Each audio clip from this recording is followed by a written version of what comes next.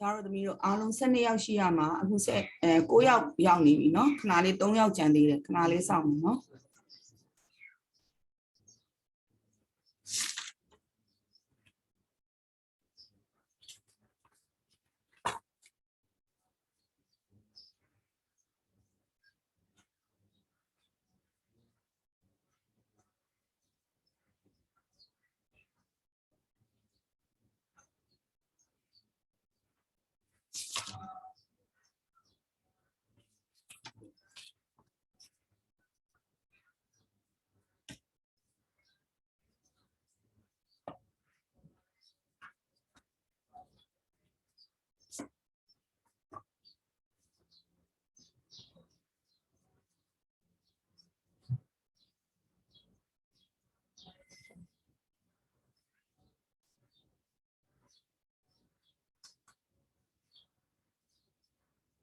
ပြန်9မိနစ်ရှိပြီအားလုံးဘယ်နှယောက်ရောက်နေပြီလဲဆို9ယောက်ရောက်နေပြီเนาะခဏလေးဒီစမှတ်လိုက်မှာအောင်ကောင်းမြတ်ရောက်တယ်အေချမ်းမိုးရောက်တယ်အေချမ်းမိုးကြော့ where is ကြော့ရောက်တယ်မင်းမြန်နိုးခင်ရောက်တယ်နေချီတက်ပိုင် where is နေချီတက်ပိုင်ရောက်ပြီဖြိုးစီသူရောက်ပြီ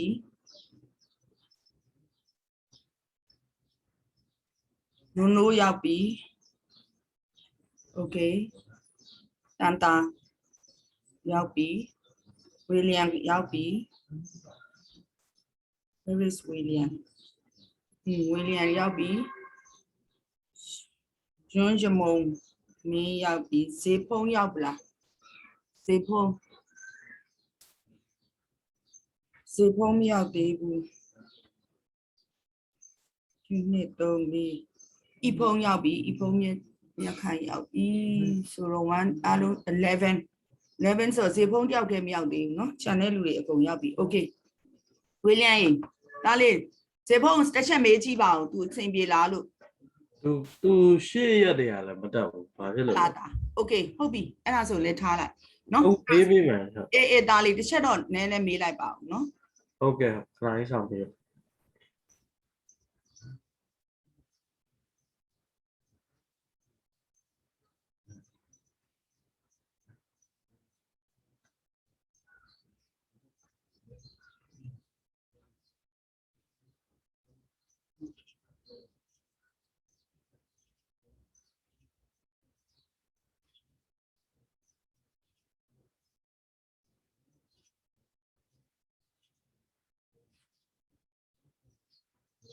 โอเคအဲ့တော့သားတို့သမီးတို့ဟိုဟာလေးတွေဗီဒီယိုလေးတွေဖွင့်မယ်เนาะအဲ့တော့ဟိုသမီး2ယောက်အစ်စ်ဝင်နေเนาะမနေ့ကဆရာကောင်းကတီချက်စီကိုပို့ပါတယ်မေမြန်နိုးခင်နဲ့ယွန်းရမုံမင်းနဲ့เนาะအဲ့တော့သမီးတို့2ယောက်ကဟိုဟာလေးဆရာကောင်းကလွတ်သွားတဲ့ဟာတွေအတွက်ကိုเนาะသမီးတို့ဟိုဟာတီချက်တင်ထားတဲ့เนาะဗီဒီယိုဖိုင်တွေပို့ထားတယ်ပြောပါတယ်အဲ့တော့သမီးတို့အဲ့ဒါကိုကြည့်ပါကြည့်ပြီးတော့အကယ်၍နားမလည်ဘူးဆိုလို့ရှိရင်တော့เนาะဆရာကောင်းကိုပြောလိုက်ဆရာကောင်းနဲ့ teacher နဲ့သမီးတို့နဲ့ဟိုအဲ့လိုမျိုးဟိုနည်းနည်း discuss လုပ်ပြီးတော့ပေါ့เนาะဟိုလိုတာပြန်ရှင်းပြဖို့လိုတယ်ဆိုရင်လည်း teacher အဲ့ဒါလေးကိုအချိန်ယူနေဆို teacher လည်းအချိန်ကြီးကတော့များနေပြီနည်းနည်းတော့နှီးယူရမှာပေါ့เนาะဟုတ်ပြီเนาะ okay ကဲအဲ့ဒါဆိုအခုဒီနေ့ teacher တို့မတင်ခင်မှာအရင်တစ်ပတ်ကတင်သွားတာကို teacher ပြန်ပြီးတော့ review လုပ်ပေးပါမယ်အဲ့တော့အရင်တစ်ပတ်က teacher တင်သွားတာဆက်စချင်းရပါလဲဆိုလို့ရှိရင် average velocity ပါเนาะအဲ့တော့ average velocity ကိုသားတို့သမီးတို့တွက်မယ်ဆိုလို့ရှိရင် तू ကdisplacement ကို time take care နဲ့စားပါမယ်เนาะအဲ့တော့ teacher တို့ကဘာဖြစ်လို့ displacement ကိုသုံးရပါလဲဆိုလို့ရှိရင် velocity ဒီ vector quantities ဖြစ်လို့ပါเนาะသူ့မှာ direction ပါတဲ့အတွက်ကြောင့် teacher တို့ကဒါ displacement မှာ time take care ကိုသုံးမယ်အဲ့တော့ average velocity ရဲ့ SI unit ဒီ meter per second မှာเนาะ general unit ကြရင်ဘာရှိမလဲ centimeter per second ရှိမယ် kilometer per hour ရှိမယ်တို့တော့ centimeter နဲ့ meter ကို hour နဲ့တွဲလို့မရပါဘူးအဲ့လိုပဲ kilometer ကိုလည်း kilometer per second ဆိုပြီးတော့ပြောလို့မရပါဘူးเนาะ okay เนาะဒါ teacher တို့ average average velocity ကိုတွက်မယ်ဆိုရင်ကဲပြီးွားရင် teacher တို့ acceleration ကိုတွက်မယ်เนาะ acceleration ဆိုတာဘာလဲဆိုရင် teacher တို့ကဒါ velocity change သွားတာเนาะ velocity change သွားတာကို teacher တို့က acceleration လို့ခေါ်တယ်အဲ့တော့သူ့ကိုတွက်မယ်ဆိုရင် teacher တို့ ပုံတင်နည်းအားဒါ a is equal to v minus u by t teacher ရေးနေတာတွေ့တယ်နော်သားတို့သမီးတို့တွေ့တယ်နော် okay အဲ့မှာ a ဒီ acceleration နော် v ဒီပါလဲဆိုရင်ဒီကောင်က final velocity နော် okay ဒီ u ကကြတော့ teacher တို့က initial velocity နော်ဒီ t ကကြတော့ teacher တို့ကဒါ time taken နော် okay အဲ့တော့ teacher တို့ကနော် acceleration ရဲ့ SI unit ဒီပါလဲဆိုရင် meter per second square ပါနော် final velocity ဆိုတော့ velocity ဖြစ်တဲ့အတွက်ကြောင့်သူ unit ဒီ meter per second inertial velocity ရဲ့ unit ဒီလဲ meter per second time ရဲ့ unit ဒီ second နော်အဲ့တော့ teacher တို့က acceleration ရဲ့နော်ဟိုဟာကို SI unit ကို meter per second square နဲ့ဒါ SI unit တကယ်လို့ teacher တို့က general unit နဲ့ပြမယ်ဆိုရင်လည်းရတယ် centimeter per second square ဒါပေမဲ့ acceleration မှာတော့ teacher တို့က kilometer per hour square လို့တော့ပြလို့မရပါဘူးအဲ့ဒါမရှိဘူးเนาะ velocity တို့ဟိုဟာ speed တို့မှာပဲရှိနေเนาะ okay เนาะအဲ့တော့ဒါ acceleration အဲ့တော့ဟိုသမီးအစ်နှစ်ယောက်သမီးတို့ highlight မလုပ်ရသေးတာတွေတော့ရှိမယ်เนาะ teacher textbook ထဲမှာ highlight လုပ်ခိုင်းထားတာတွေရှိတယ်เนาะအဲ့ဒါတွေကိုအော် teacher ရဲ့ဟိုဟာထဲမှာပါမယ်တင်တယ် video ဟိုဟာမှာ teacher ဗဇက်ကပြောသွားတာပဲเนาะ okay ဟုတ်ပြီကဲအဲ့ဒါဆိုအခု acceleration ပြီးသွားတော့သားတို့သမီးတို့ velocity time graph ကို teacher ပြောပြပေးသွားတယ်เนาะအဲ့တော့ velocity time graph ကအားလုံးဘယ်နှခုရှိတယ်လဲကဲဆရာဖြိုးစီသူပြောစမ်းပါသားလေးဒီချက်ဆွဲသွားပေးတဲ့ velocity time graph ဘယ်နှခုရှိလဲသားလေးအားလုံးဘယ်နှခုရှိလဲသား velocity time graph အေး velocity time graph 6ခု6ခုဟုတ်ပြီကဲဒီလိုဆိုရင်ရောဒီလိုဖြစ်နေတယ်ဆိုရင်ဒီချက်ဒီနေရာမှာလေဆွဲလိုက်တဲ့ကောင်ဒီမှာဒီချက်အဲ့တော့အနီးနဲ့လားမသိပြတယ်အဲ့ဒါဆို object ကဘာဖြစ်နေလဲသား the object is at rest address okay ဟုတ်ပြီเนาะ okay ဟုတ်ပြီကဲနောက်တစ်ယောက်ကိုမေးမယ်ဒီလိုဆိုရင်ရောကဲတန်တာလေးသမီးပြောပါဦးဒီလိုဆိုရင်ရော The object is moving with constant speed. and constant speed as is there any acceleration There is no acceleration. yes there is no acceleration เนาะအဲ့မှာအဲ့ point ကအရေးကြီးတယ်เนาะ if the object is moving with constant velocity there is no acceleration အဲ့ point ဒီအခုတရားတို့သမီးတို့သင်သွားတဲ့ chapter မှာအရေးကြီးပါတယ်ဘာဖြစ်လို့လဲဆိုတော့တချို့ပုံစံတွေကြားလို့ရှိရင် teacher တို့က acceleration ကိုရှာခိုင်းတဲ့အခါမှာနော်ပုံစံမှာ तू ကနော်ဥပမာပြီး constant speed 5 meter per second နဲ့သွားနေတယ်ဆိုပြီး teacher တို့ကတွက်စရာကိုမလိုတော့ဘူးသားတို့သမီးတို့နော် direct time ရေးရုံပဲ acceleration equal to 0လို့နော်ဘာဖြစ်လို့လဲဆိုတော့ခုန teacher ပြောတဲ့ concept အရာနော် okay နော်ဟုတ်ပြီကဲနောက်တစ်ခုဒီလိုတက်နေပြီနိုးရေပြောပါအောင်သမီးလေးဒါဆိုပါလဲ The object is moving with constant acceleration. constant acceleration အဲ့ဆို acceleration က increase လား decrease လားသမီးလေး Increase. increase okay ဟုတ်ပြီကဲဒီလိုဆိုရင်ရောဤဖုန်းရေသမီးရေပြောပါအောင်ဒါဆိုရင် The object is moving with constant deceleration. right ဟုတ်ပြီ constant deceleration เนาะဒီမှာဆို तू ကဘာဖြစ်လဲ decrease ဖြစ်နေတယ်เนาะ okay ဟုတ်ပြီနောက်တစ်ခုကြော်ရေဒါဆိုရင်ရောသမီး The object is moving with non-uniform acceleration. เนาะ acceleration တော့ तू ဒါပါစောက်တစ်ချမ်းပြเนาะအပေါ်တက်နေတယ် okay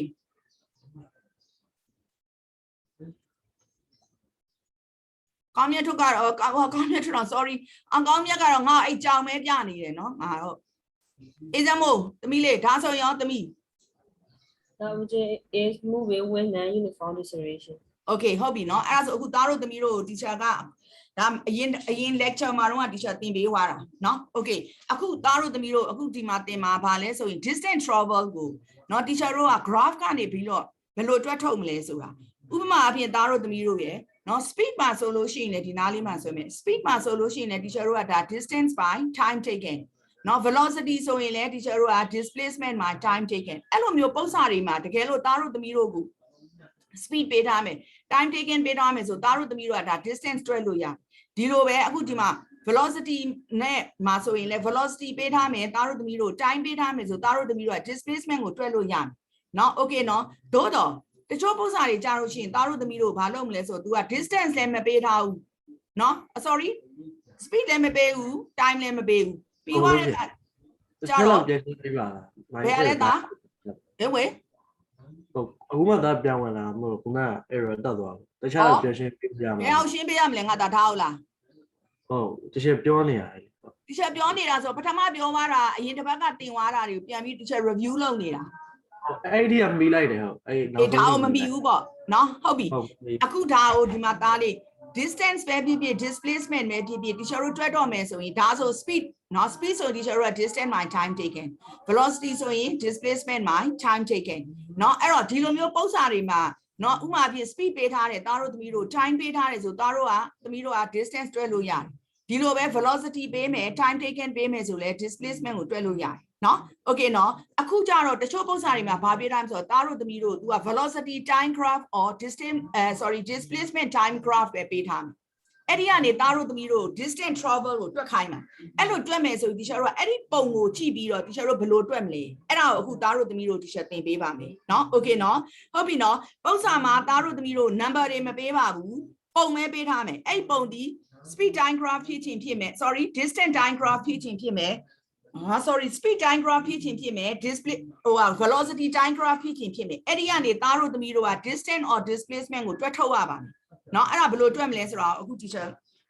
သားတို့သမီးတို့ပြောပြပေးမယ်အဲ့ဒါ teacher တို့ကဘယ်လိုတွက်မလဲဆိုတော့ area under the velocity time graph ကနေပြီးတော့ distance travel ကို teacher တို့တွက်ထုတ်မယ်เนาะ okay အဲ့တော့အဲ့မှာ teacher အခုဒီမှာ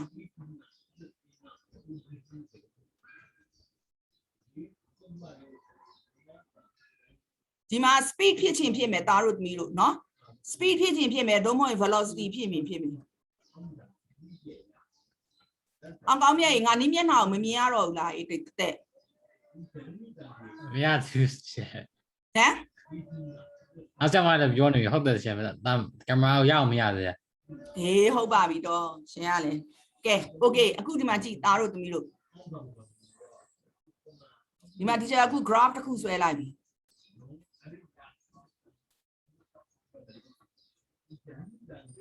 နော် graph တစ်ခုဆွဲလိုက်ပြီအဲ့ graph မှာအခု तू ကဘယ်လိုလာမလဲဆိုတော့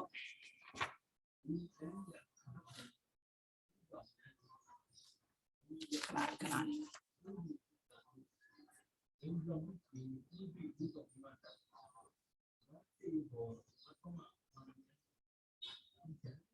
ဒီလိုပုံနဲ့သားတို့သမီးတို့ပေးထားမယ်เนาะဒါဒီဘာဖြစ်မလဲဆိုတော့ speed or velocity နော် speed or velocity တခါလေကြတော့လဲ speed time graph ပေးတယ်တခါလေကြတော့လဲ velocity time graph ပေးတယ်နော် okay ဒီမှာကဘာလဲဆိုသားတို့သမီးတို့ time taken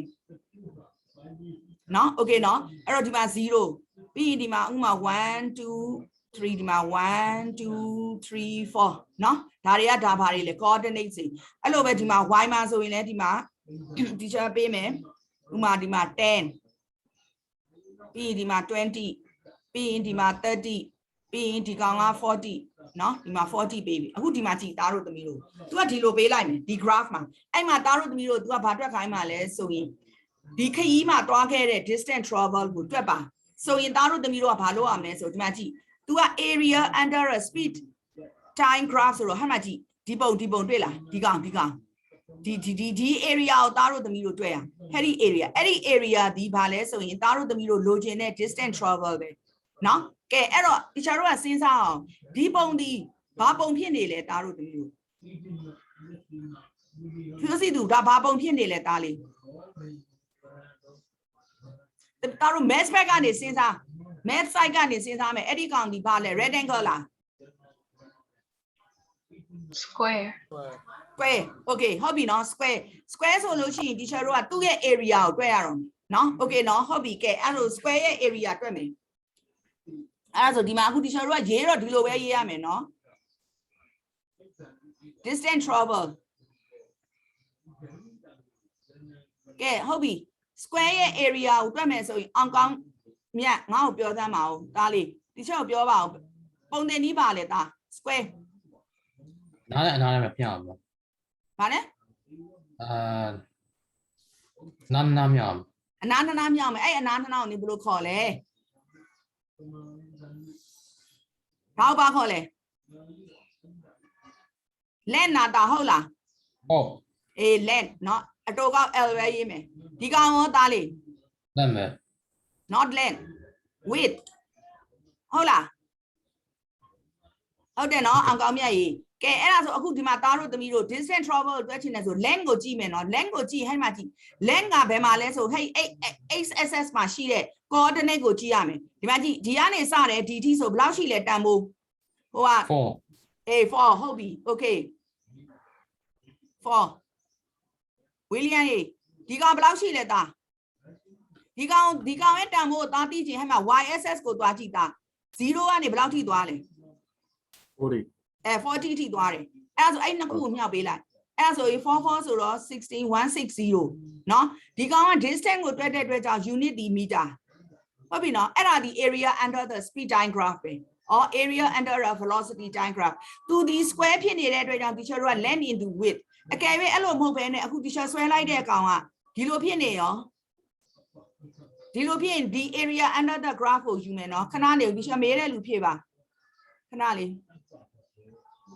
ကြောက်ရည်သမီးဒါဆိုဘာပုံဖြစ်နေလဲသမီး rectangle rectangle okay rectangle ရဲ့ area ဘယ်လိုတွက်မလဲသမီး length and width yes right length into width ပဲအတူတူပဲเนาะအဲ့တော့ဒီလိုပုံမဲဖြစ်ဖြစ်ဒီလိုပုံမဲဖြစ်ဖြစ် teacher တို့က area under the graph ကိုရှာမယ်ဆို length into width because ဒီကောင်က square ဒီကောင်က rectangle မလို့နော်ဟုတ်ပြီနော်အဲ့တော့ဒီလိုပုံပေးထားပြီးတော့သားတို့သမီးတို့ကို distance travel တွက်ပါဆိုရင်အဲ့ဒီပုံစံအတိုင်းတွက်ရပါမယ်အဲ့ဒီပုံကိုကြည့်ပါဒီ area under the graph ဒီဘာပုံဖြစ်နေတယ်လဲဆိုတာနားလဲတယ်နော်သမီးအစ်နှစ်ယောက်နားလဲလားမေးမြန်းလို့ နားလဲ okay ဟုတ်ပြီနောက်သမီးတစ်ယောက် ဟုတ်နားလဲပါရှင် အေးဟုတ်ပြီကဲအဲ့ဆိုသမီးတို့ဒါလေးကူးလိုက်ဒါလေးကိုကူးလိုက်နော် အဲ့မီတာလေး square ထည့်ကြမှာ သမီးမလို့လေ distance မလို့လေသမီးလေးနော်ဟုတ်ပြီလားနော် okay teacher တော့ဘာဆို apply လုပ်တာသမီးရဲ့ဒီ area ရဲ့ဒီ graph ကအောက်မှာရှိတဲ့ area ကို apply လုပ်တယ်သို့တော့ teacher တို့ရှာတာဒီသမီးရဲ့ဘာကိုရှာလဲ distance ကိုရှာတဲ့အတွက်ကြောင့်ဒီမှာ meter ပဲထည့်မှာနော်သမီးတို့ဟုတ်ပြီလား okay ကဲအဲ့ဒါလေးကူးလိုက်သမီးတို့ကူးပြီးရင်သမီးတို့သားတို့ကူးပြီးနောက်တစ်ခါနောက်တစ်ပုံကို teacher ပြောပြပေးမယ်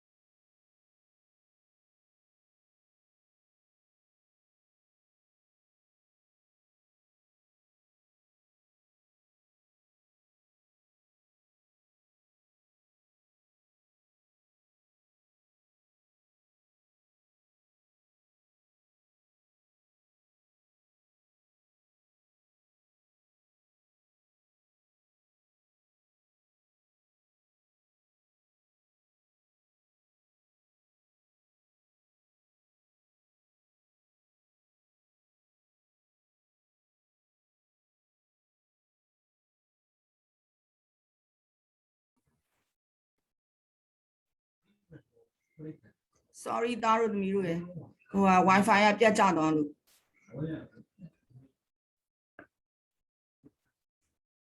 အဲ့ဆိုခုနနေခုနဟာမေးပျောက်သွားပြီပေါ့နော်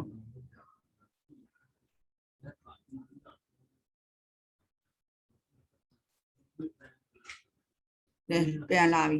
အားလုံးအဲ့ဒါနေ teacher အဲ့ဒါလေးပြောပြမယ်နော်19ရက်နေ့ Friday မှာပုံမှန်ချိန်7 7ခွဲကနေ teacher အဲ့နေ့ကို7နာရီခွဲကနေပြီးတော့တနာရီထိသင်ပါမယ်เนาะအရှိမ teacher ဟိုဟာလေးရှိလို့ပါအတမီးတို့သားတို့မမြင်ဘူးထင်တယ် teacher ကို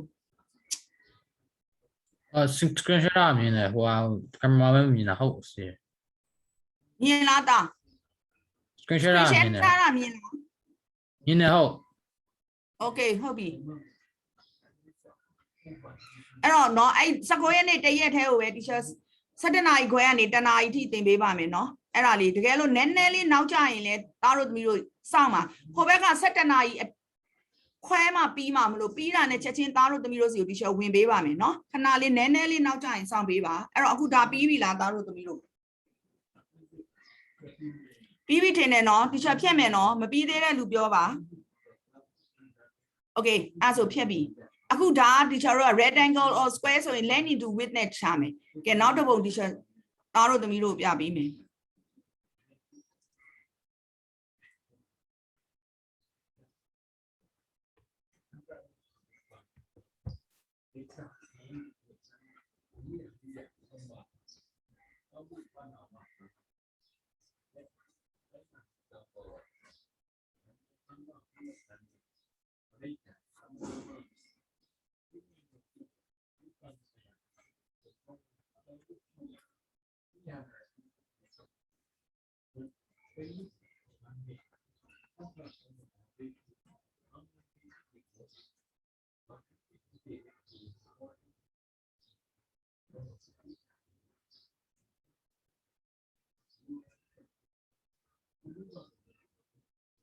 ကဲအခုဒီပုံသားတို့သမီးတို့ဒီပုံရဲ့ teacher တို့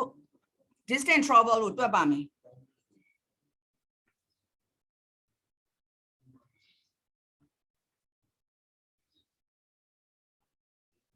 ကဲဒီပုံရဲ့ distance travel ဆိုလို့ရှိရင်ဘယ်လိုတွက်မလဲဘာပုံလဲသမီးဟိုကယွန်းရမုံပြောပါအောင်ရမုံအဲ့ဒါဘာပုံလဲသမီး triangle ချာ triangle ဟုတ်ပြီ triangle ဆိုသူ့ရဲ့ area ဘယ်လိုတွက်မလဲသမီးမှတ်မိလား ဟုတ်မှတ်မိရဲ့ချာ ပြောသမီး BH နဲ့ BH မဟုတ်ရှေ့မှာတစ်ခုပါတယ်ဘာလဲသမီး 1.2 BH right 1.2 BH เนาะတနည်းအားဖြင့် half into base into height okay เนาะ half into base into height အဲ့တော့ဒီပုံမှာဆိုရင်ဒီကောင်ဒီ area under the graph ကိုတွက်မယ်ဆို base ဒီကောင်เนาะ x-axis ကိုယူရမယ်เนาะ okay เนาะဟုတ်ပြီကဲနေတီသမီးလေး base ဆိုရင်တာမိုးဘယ်လောက်ရှိလဲသမီး base တန်မိုး 4 okay ဟုတ်ပြီ okay အေးချမ်းမို့သမီး height တန်မိုးဘယ်လောက်ရှိမလဲ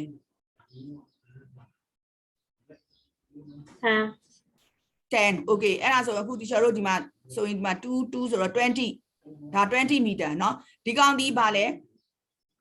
triangle เนาะ triangle ဆို half into base into height နဲ့တွက်မယ်ကဲနောက်တစ်ပုံ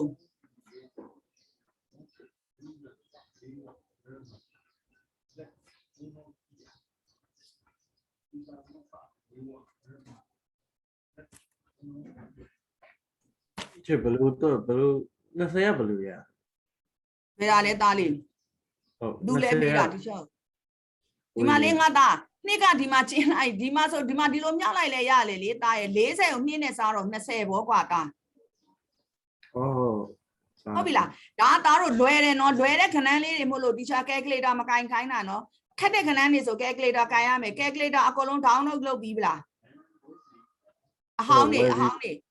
လုပ်ပြီးပြီနော်ဘာလို့ဆိုဒီနေ့အခု teacher ဒါကိုသင်ပြီးွားရင် exercise သွားတော့မှာ exercise သွားရင်မင်းတို့ calculation တွေပါလာပြီ calculation တွေကြရင် calculator ကင်ရတော့မယ်နော် okay ဟုတ်ပြီကဲအခု teacher နောက်တစ်ပုံဆွဲပြမယ်သားတို့သမီးတို့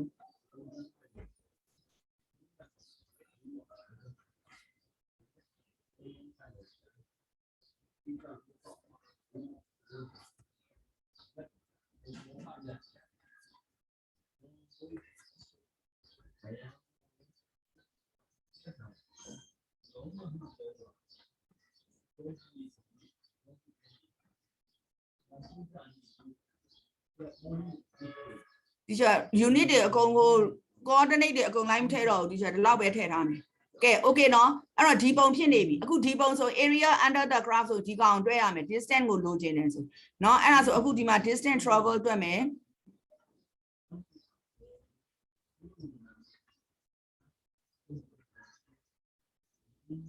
ကဲ distance travel တွက်မယ်ဆိုဒီပုံဒီဘာပုံလဲရင်ဖြိုးစီသူ ဘယ်လိုပြောရမလဲဒီရှယ်ကတခါရင်ဟိုလိုပြောလိုက်လို့ရလားtriangle နှစ်ခုနဲ့ rectangle တစ်ခုအဲ့လိုမင်းတွက်လဲရတယ်တားပြောသလိုဆိုရင် right man နဲ့ဒီကနေဒီလိုဆွဲချလိုက်ဒါ rectangle တစ်ခုเนาะဒီဘက်ကနေတစ်ခု rectangle တစ်ခုအလဲရပါလေ sorry rectangle မဟုတ် triangle နှစ်ခုတားပြောသလိုအလဲရ rectangle နှစ်ခုအဲ့ဒါဆိုအရှည်ကြီးပဲတွက်ရမယ်အဲ့ပုံလေးသားတို့တမီးတို့သင်ဘူးတယ် trapezium right မှန်တယ် trapezium เนาะ trapezium ဆိုရင်ကဲ trapezium ရဲ့ area ကိုတွက်မယ်เนาะ okay เนาะကဲဟိုညနိုးသမီးလေးမှတ်မိလား trapezium ရဲ့ area တွက်ဖို့အတွက်ပုံသင်နည်း မှတ်မိဘူးချက် မှတ်မိ okay နိုးရောသမီးလေး A plus B by 2 into H. a plus b by 2ရှေ့မှာတစ်ခုပါသေးတယ်သမီးမှတ်မိတော့ဤပုံရောသမီး So 1/2 A plus B into H. right မှန်တယ် 1/2 into နည်းနည်းပြန်လို့သူပဲသူက A plus B by 2 ဒီ a နဲ့ db ကိုကြည့်သားတို့သမီးတို့ဟဲ့ a နဲ့ b ဆိုတာဟဲ့ရှည်တဲ့အနာဥမာဒီအောက်ကအနာကိုဒီရှာတို့က a ယူရင်ဒီအပေါ်ကအနာဒီ b ဒါသားတို့သမီးတို့ကြိုက်တယ်လို့ယူလို့ရတယ်နော်ဒီကောင်ကို a ယူရင်ဒီကောင်ကို b ယူမယ်ဟုတ်ပြီလားနော် okay နော်ကဲအဲ့တော့အဲ့ဒါတွဲမယ်ဆိုဒီမှာကြည့် half into a ကိုကြည့် a အနာကဒီကနေဒီထိအဲ့ဆိုဝေးလန်းရေးသားလေးဘယ်လောက်တန်ဖိုးရှိလဲဒီကနေဒီထိ 40 40 ဟုတ်ပြီ okay ခဏလေးကြော့ရေဘီတန်မိုးဘယ်လောက်ရှိလဲကြော့ရေကြော့မရှိဘူးထင်တယ်ကြော့လိုင်းအောင်သွားပြီထင်တယ်နိုးလေးကြော့သမီးဘီတန်မိုးဘယ်လောက်ရှိလဲ 20. ဘယ်လောက်လဲသမီး B are 20. right မှန်တယ်ဟဲ့သူတို့ကြည့်တတ်တယ်တော်တယ်တော့သမီးလေး okay တန်တာ h တန်မိုးဘယ်လောက်လဲသမီးလေး 30. 30ဟုတ်ပြီအဲ့ဒါကိုသားတို့သမီးတို့ရှင်းတတ်လားရေလက်နဲ့ရှင်းမှာလား calculator နဲ့ရှင်းမှာလားပြော လက်နဲ့ရှင်းလို့ရတယ် လက်နဲ့ရှင်းမယ်ကဲရှင်းကြစမ်းကွာဘယ်လောက်ရမလဲကွာ900 60 yes right 900ဟုတ်တယ်နေခဏလေးနော်ဒီချက်ကြည့်အောင်မယ် half into right တွေပြထပ်ပြောနေလို့မရဘူးဆရာမက30 okay ဟုတ်တယ်900 meter okay နော်အဲ့ဒါကို calculator နဲ့ရှင်းတတ်တဲ့လူရှိလားလူရှင်းတတ်လဲမရှင်းတတ်တဲ့လူရှိလားမရှင်းတတ်တဲ့လူရှိရင်ဒီချက်ကိုပြောပါဒီချက်ပြောပြမလို့ဘယ်လိုရှင်းရလဲဆိုတာဘာလို့သားတို့သမီးတို့နောက်ပိုင်း calculator တွေသုံးရမှာမလို့ကဲဒီချက်ပြောပြမယ်နော်ဒီမှာကြည့်သားတို့သမီးတို့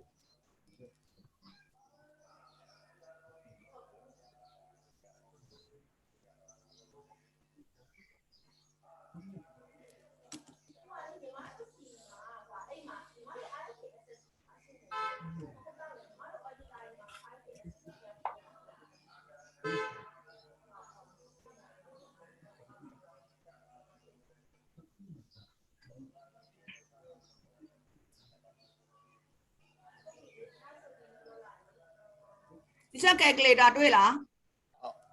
ဟုတ်တွေ့ပါရဲ့ တွေ့ရနော် okay ဒီမှာကြည့်အခု 1/2 မလား 1/2 ဆိုမနှိမ့်တတ်တဲ့လူတွေကြည့်သားတို့သမီးတို့ဟိုက်မှာတွေ့လားအတုံးလေးနှစ်တုံးဒီလိုနှစ်တုံးအဲ့ဒါကိုနှိမ့်လိုက်ဟောသွားပြီဟာကဲ तू ကလည်း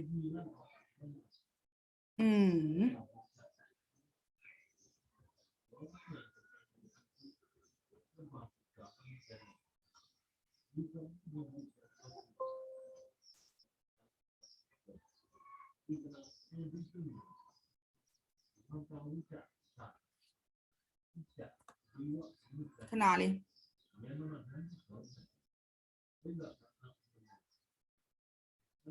အဲ့တော့ဒီမှာကြည့်အဲ့ half ဆိုအဲ့အတုံးနှစ်တုံးဆိုဒီမှာသားတို့သမီးတို့ဒီ line လေးကိုနှိပ်လိုက်ဒီလိုပေါ်လာမယ်နော်အပေါ်မှာ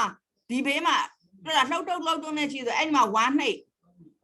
ပြီးဒီဟာလေးကိုအောက်ကိုရွှေ့ချင်တယ်ဆိုရင်ဟဲ့မှာတွေ့လားအဲ့ဒါဆိုဒီမှာ2နှိပ်နော်ပြီးွားရင်ဒီကောင်ကိုဒီလှုပ်တုံးလေးကိုအပေါ်ပြန်တင်ရမယ်ဒီဘေးကိုနှိပ်ပြီးွားရင်ဘယ်လောက်လဲဒီမှာ into ဆိုတော့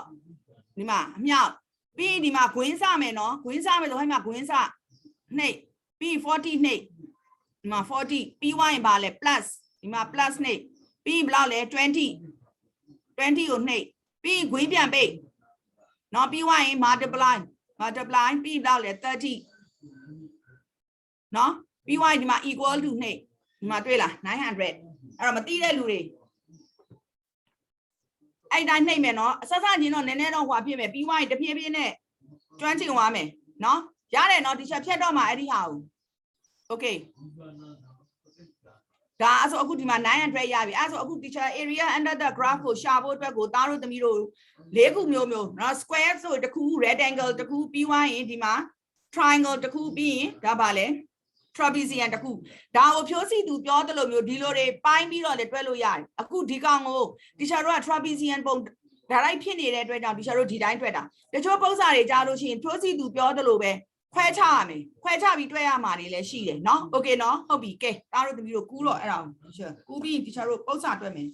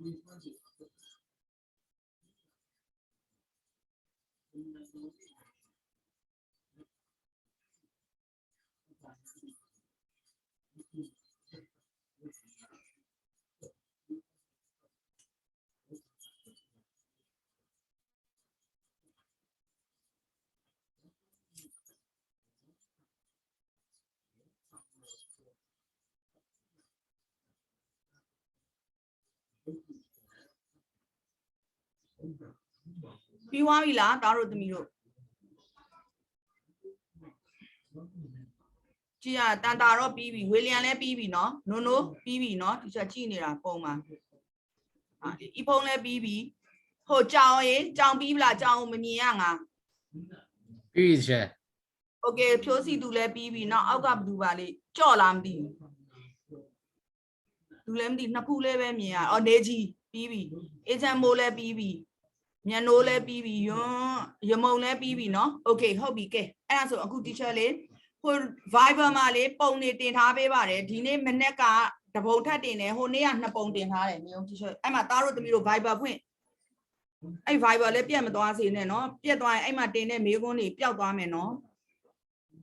Viber ဖွင့်ပြီးတော့ဘယ်နေ့ကတင်ထားတာလဲဆိုတော့ teacher ပထမတရက်မှာနှစ်ပုံတင်တယ်ဘယ်နေ့ကလဲဆိုတော့17ရက်နေ့ကနှစ်ပုံတင်တာမှာ number 1ကိုကြည့်အဲ့ဒါ example အဲ့မှာဗာရေးထားလဲ example 2.6 ဆိုပြီးတော့ပါတယ်เนาะโอเคเนาะအဲ့တော့အဲ့ဒါလေးကိုအခု teacher တို့ပုံစံစတွက်ကြည့်မယ်เนาะ 2.6 เนาะအဲ့ဒီမှာအခု teacher ပုံဆွဲပြမယ်သားတို့သမီးတို့ကအဲ့ပုံကိုကြည့်ပေါ့ဘာဆိုတော့ teacher ကြတော့ဒီမှာဟိုဟာဖြစ်လို့ပုံမဆွဲရင်သားတို့သမီးတို့ရှင်းလို့မရလို့အဲ့ဒါကြောင့်ပုံဆွဲရတာ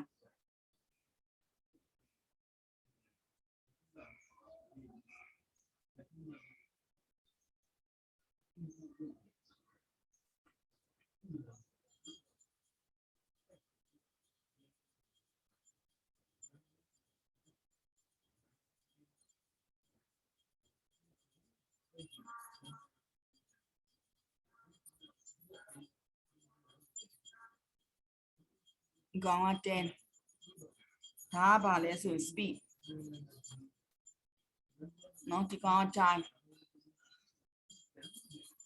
အဲ့ဒီမှာ तू ကဒီကနေတော့ဒ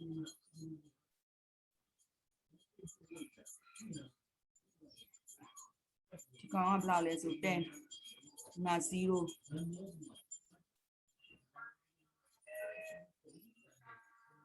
20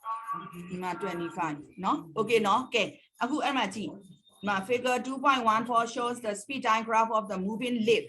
เนาะ okay เนาะ number A ကိုကြည့် what is the maximum speed of the lift ကဲ maximum speed ဆိုတော့အခု teacher တို့ကစဉ်းစားတဲ့ခါကျတော့ပုံမှာဒီလိုတက်သွားတာတစ်ခုရှိတယ်ဒီမှာတစ်ခုရှိတယ်အဲ့တော့ maximum ကိုယူမယ်ဆိုရင်ဒီကောင်ကိုယူမလားဒီဘက်ကကောင်ကိုယူမလားဒီ A ကိုယူမလား B ကိုယူမလားနေကြည့်သမီးလေးဘယ်ဟာယူမလဲA ကိုယူမယ် okay A ဆိုအခုဒီမှာ0ကနေတက်သွားတာ maximum ဆိုထိတ်ဆုံးဆိုဒီမှာဘယ်လောက်ရှိလဲသူ speed နေကြည့်10เนาะဒီဘက်ကိုပြန်ကြည့်เนาะသားတို့သမီးတို့ speed ကိုမေးတဲ့အတွက်ကြောင့်သူနဲ့တန်းနဲ့ဒီဘက်ကိုပြန်ကြည့်တော့10အဲ့ဒါဆိုဒီမှာ maximum speed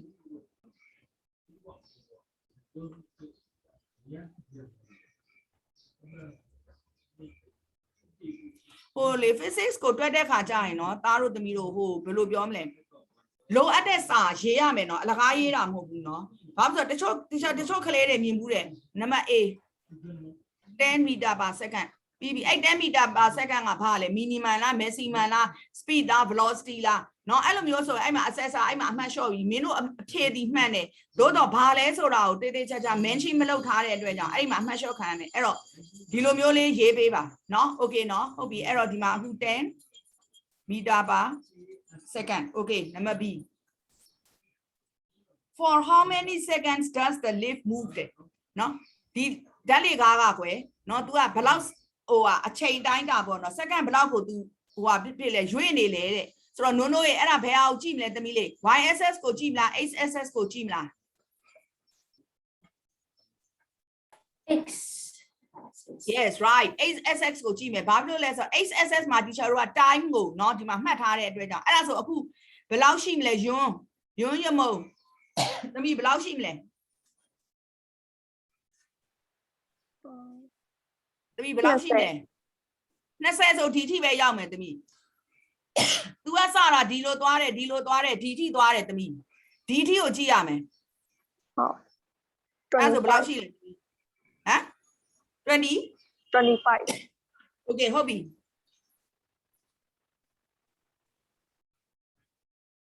okay 25 second okay ဟုတ်ပြီကဲ number C ကြည့် number C how much speed does the lift gain in the first 10 second ပထမ10 second မှာအဲ့ lift ကတဲ့เนาะ speed ဘယ်လောက်ရတယ်လဲတဲ့เนาะဟုတ်ပြီเนาะ speed ဘယ်လောက်ရတယ်လဲဆိုတော့တွက်မယ်ကဲဟိုဟာဘယ်သူလဲအဲ့ဒါ proceed to ဒါ first 10 second ဆိုတော့ဘယ်ကနေဒီ time မှာကြည့်ဘယ်ကနေဘယ်ထိလဲဒီကနေပြီးတော့ဒီထိလားဒီကနေဒီထိလားတို့မဟုတ်ဒီကနေဒီထိလား proceed to ပထမတစ်ခုတည်ရဲ့ အေးเนาะဒီမှာ first time second ဆို first 10 seconds ဆိုဒီကနေဒီအဲ့မှာ तू speed ဘယ်လောက်ရလဲတဲ့ငါဒါအဲ့ဒါဆိုမြတ်10ကနေဒီလိုတဲဒီဘက်ဘေးကိုသွားဘယ်လောက်ရလဲ10 meter per second အေး right အဲ့ဒါเนาะသားတို့သမီးတို့ကြည့်တတ်အောင်မှာ teacher သင်ပေးနေတာเนาะ okay အဲ့တော့ the lift gains 10 meter per second in first 10 second okay okay ပြီးသွားတော့မပြီးသေးဘူးเนาะ what is the acceleration ကို teacher တို့ကဘယ်ကနေဘယ်ထိယူရမလဲဆိုတော့အဲ့0 to 10ထဲမှာ acceleration ဘယ်လောက်ရှိတယ်လဲဆိုတာ okay အောင်ကောင်းမြတ်ရေ acceleration တွေ့မယ်ဒီ unit ပြောစမ်းသားလေး ကတော့ဒါဆိုရင် meter per second ဘာ unit ကပြော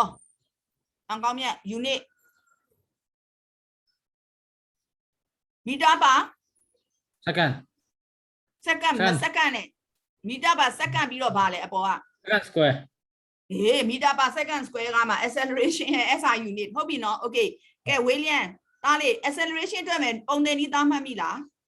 A is equal to ဗာလဲသားလေး v like velocity and then I'll get time taken အပေါ်က v ပဲလား oh v and u acceleration ဆို velocity change ဖြစ်ပြီလေအဲ့တော့ v and u v minus u လေးငါတာဟုတ်လား v minus u by d this is the formula เนาะ acceleration ကိုတွက်ရမယ့် formula เนาะ okay เนาะအဲ့မှာ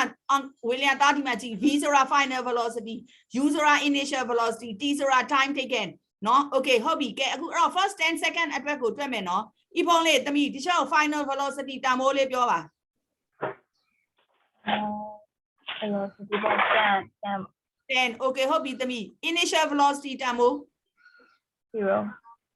0 okay time taken တမီ 25 တမီ first 10 second 10 okay အဲ့ဒါဆိုအခုဒီချက်တို့က10 by 10ဆိုတာ1ပေါ့နော်ခုနဟိုဟာပြောသလိုအောင်ကောင်းမြတ်ပြောသလိုမျိုးဒါအောင်ကောင်းမြတ်လားဟုတ်တယ်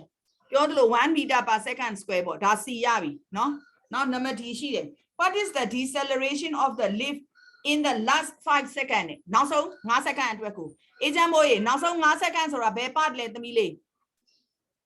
ဒီကောင်လားနောက်ဆုံး နောက်ဆုံးဟုတ်ပြီเนาะနောက်ဆုံးမှာ तू ကဘာတွက်ခိုင်းတာလဲ acceleration တွက်ခိုင်းတာ a is equal to ဒီမှာ v minus u by t เนาะ okay เนาะကဲယွန်းအသိဝင်တဲ့သမီးလေးယွန်းရမုံလားယွန်းရမုံ okay သမီး okay ပြောပါဦး v ဘယ်လောက်လဲ final velocity ဒီအေး 25 sir. final velocity เนาะသမီးဒီမှာကျန်ဒီကနေဒီဆိုဒီမှာ 10. not 10เนาะသမီးလေးဒီလိုကြာလာပြီဟဲ့ဒီရောက်နေပြီ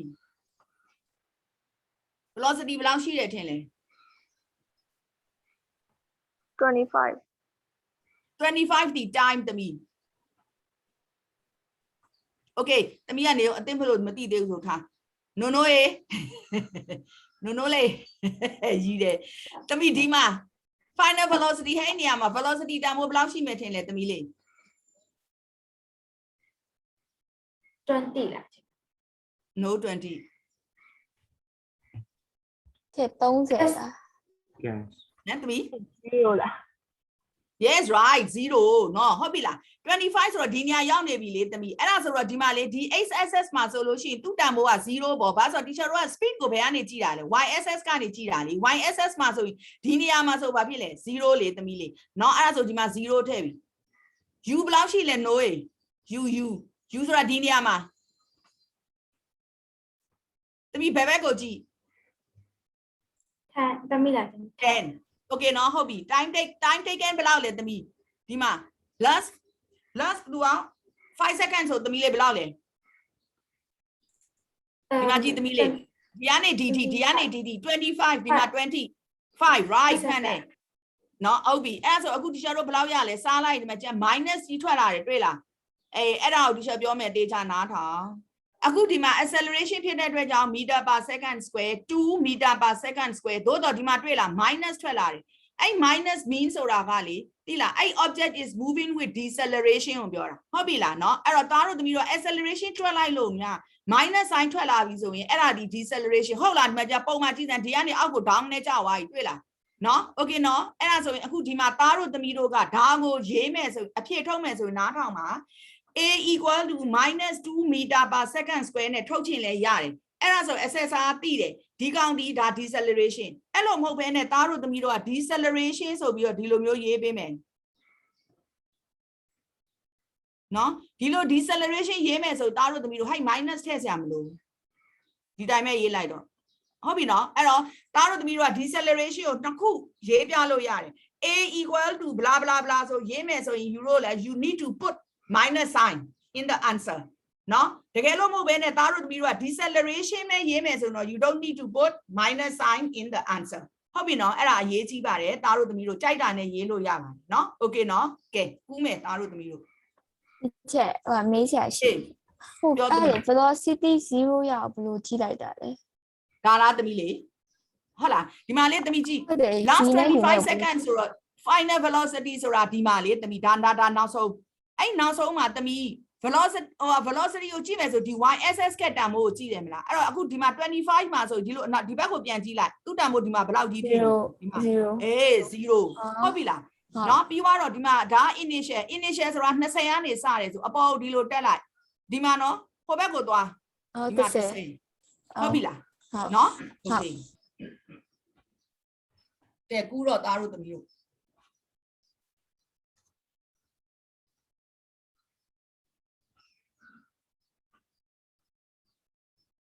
ဒီချက်အဲ့လိုအတွက်ပြန်ရင်ပုံနေရောပြန်ကူးစရာလိုလိုက်တယ် မလုံးလေသမီးတို့ဟိုမှာပုံရှိတယ်လေ ဟုတ် နော် Viber မှာပုံရှိတာပဲဒါပေမဲ့နောက်ပိုင်းကျရင်ဒီချက်ဟိုဟာဖြစ်ရင်လေ ကျွန်မဟိုကျတော့ exam မှာဆိုရင်ပြန်ကူးရမှာလား ဟောမလုံးသမီးမလုံး exam မှာလည်းကူးစရာမလိုသမီးနော် အဲ့ဒါ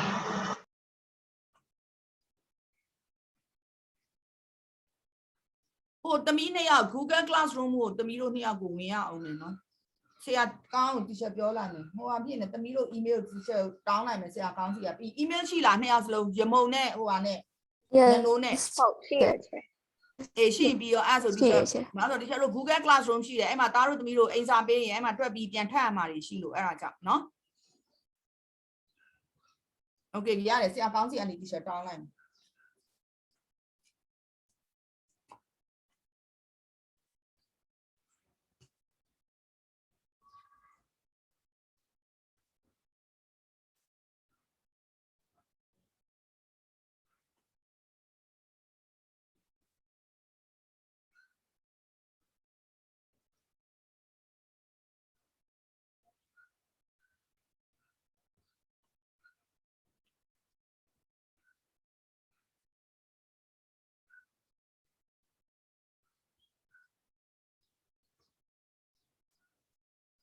Tan ta pi wai la tami le.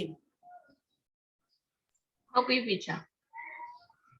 Aro we lian no pi de swe ni lo. Myan no o pi la tami. Myan no. Pi che. Okay. Nhiều we lian no swe ni lo teacher chi lai da. No le. Pi no tami le. Okay, ipo tami o tami le. Ipoဟုတ်ပြီဒါတမီထိုးစီသူဆရာကြီးပြီးလားဟုတ်ပြီ ဟုတ်ပြီအေးနေချီသားတမီးရေ พี่ấy. Okay ချက်ကြည့်နေတာအော်ဒါဝီလျံတို့စီပြန်လျောက်သွားပါပြီယွန်းပြီးလားယွန်း ဟုတ်ပြီးသွားပြီရှင် ဟေးကြောင်ရေးပြီးလားဟေးကြောင်ရေး ဟုတ်ကဲ့တခြားပြီ အေးဟုတ်ပြီမလီသူ့ကိုလည်းမမြင်ရသူ့မျက်နှာမမြင်ရနိုးပြီးပြီအောင်ကောင်းပြီးအေးကြမို့တမီးလေး ပြီးချေ ပြီးပြီနော်ညနိုးပြီးလားတမီး yes ပြီးသွားပြီ Okay တန်တာအောင်မေးပြီးလားမသိဘူးချက်အေးတန်တာ Không chờพี่. ပြီးပြီနော်အေးသူချက်လည်းလူတွေလည်းအကုန်လုံးရောကုန်အဲတန်တာပြီးပြီအောင်ကောင်းမြတ်လည်းထိုးစီသူလည်းပြီးပြီနေကြီးရောတမီးလေးပြီးလားနေကြီး ဟုတ်ဆက်ပြီ Okay အဲ့ဆိုဟိုဝီလျံရဲ့နောက်တစ်ယောက်ဘယ်သူလဲမသိဩဟိုဤဖုံးရဲ့နှစ်ယောက် ဒါပြီးပြီ ဤဖုံးပြီးပြီလားတမီးလေး ဟုတ်ပြီးပြီဗျာ အေးဟုတ်ပြီအဲ့ဆိုဒီချက်ဒါဖြုတ်လိုက်တော့မယ်နော် Okay ကဲပြီးရင်တို့တွေနောက်တစ်ပုတ်သားတို့သမီးတို့ရဲ့နောက်တစ်ခုက example 2.7 နော်ခဏလေးဒီချက် Okay ကဲ example 2.7 ကြည့်အောင်ကဲဒီချက်ပုံဆွဲလိုက်အောင်မယ်အဲ့ဒီကနေသားတို့သမီးတို့နဲ့ဒီချက်အတူတူဟိုဟာလုပ်မယ်ဖြည့်ထုတ်မယ်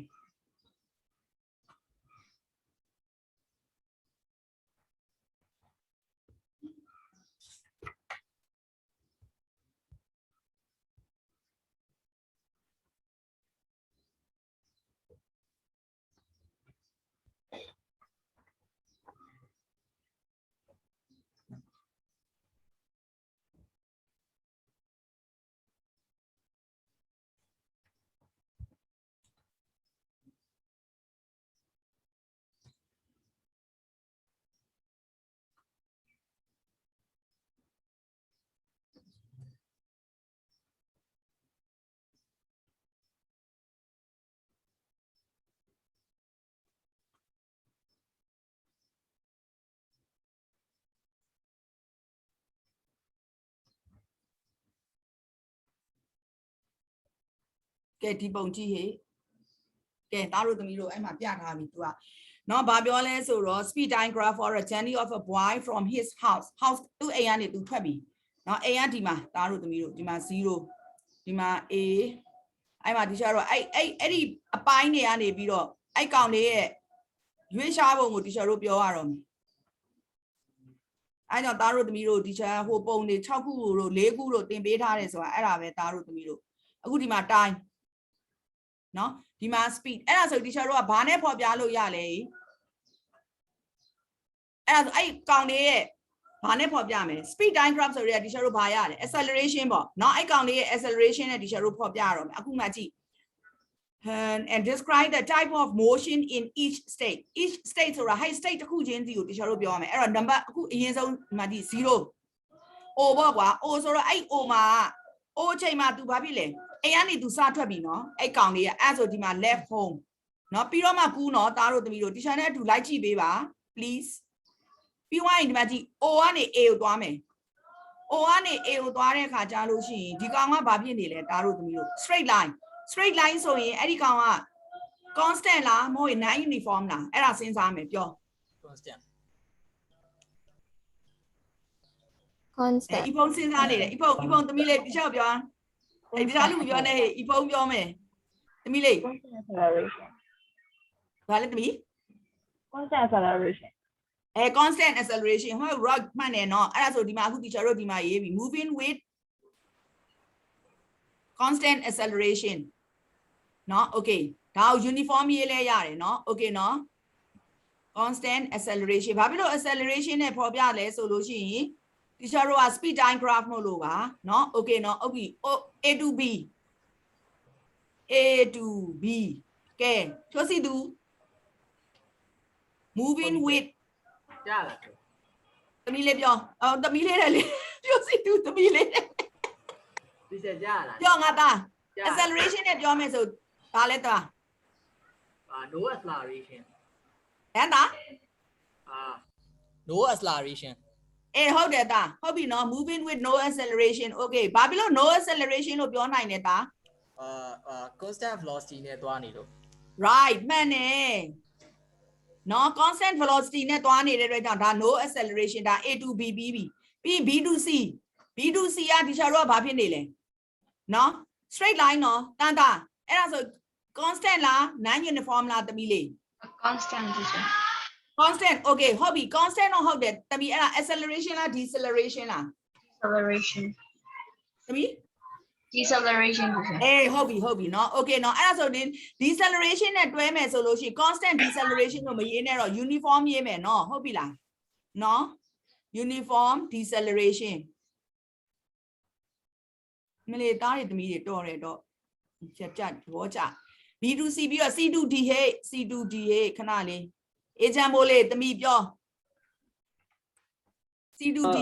No acceleration ဘာဖြစ်လို့လဲ no acceleration တမီး with constant speed. yes right no acceleration okay C to D ပြီးတော့ D to E D to E no လဲ no ရှာလိုက်အောင်ဒီမှာ no တွေ့ပြီ okay တမီးလေးပြော non-uniform deceleration non uniform deceleration ဟုတ်တယ်เนาะ तू က curve ဖြစ်နေတဲ့အတွက်ကြောင့် non uniform ပြီးတော့ तू ကအောက်ကိုစောက်ထိုးချနေတဲ့အတွက်ကြောင့် moving with non uniform deceleration အမေဒီတိုင်းဆိုတော့ဒီတန်း A star တွေထွက်မလားဟာ IT မှာထွက်မလားဟဲ့နေထွက်ရင်တော့ပျော်စရာကြီးပေါ့ကွာနော်ဟုတ်ပြီ D to E ပြီးပြီ E to F ကဲဝီလျံရေးသား E to F ကိုကြည့်စမ်းငါသား no acceleration no acceleration ဟုတ်တယ်တနည်းအားဖြင့်တော့ဘယ်လိုပြောမလဲသားဒီ line မှာရောက်နေတယ်သူ့မှာ speed မရှိဘူးဆိုသူဘာဖြစ်နေလဲဟဲ့ what like constant speed constant speed ပေါ့ constant speed ဆိုတာဒီလိုမျိုးအပေါ်မှာရှိမှသားဒီမှာဆိုသူ့မှာတန်မိုးရှိမယ်ကွယ်ဒီမှာ10ဆို10ကွယ်အခုသား तू က speed ပါကို0ဖြစ်နေတယ်သားလေး speed 0ဆို तू ဘာဖြစ်နေလဲဒီမှာကျန်ငါသားဒီပုံမှာလေးတခြား6ပုံဆွဲရမှာဟဲ့ဒီအောက်ဆုံးမှာရောက်နေတာအဲ့ဒါဆိုဘာဖြစ်လဲ also address address ပေါ့ဟုတ်ပြီလား तू ရက်နေတာပေါ့နော်ဘာ speed မှရှိတာလေသားရဲ့နော်ဟုတ်ပြီနော် address okay ပြီးတော့ E to F ပြီးတော့ F to G ကကြော့ရေကြော့ရှာလိုက်အောင်မယ်ကြော့ရေ မရှိရဘူးတဲ့ ဟုတ်လားအော်အေးဟုတ်တယ်ဟာကြောင်မရှိတော့ကြော့လိုင်းအောင်သွားပြီနဲ့ကဲဟိုကြောင်ရေးပြောတဲ့ကြောင် F to G ဆိုဒီတော့ curve ဖြစ်နေတယ်ဆိုအဲ့ဒါ uniform လား non uniform လားတာအဲ့ဒါအရင်ပြော no uniform non uniform ဟုတ်ပြီ deceleration လား acceleration လား acceleration right ဟုတ်ပြီ non uniform acceleration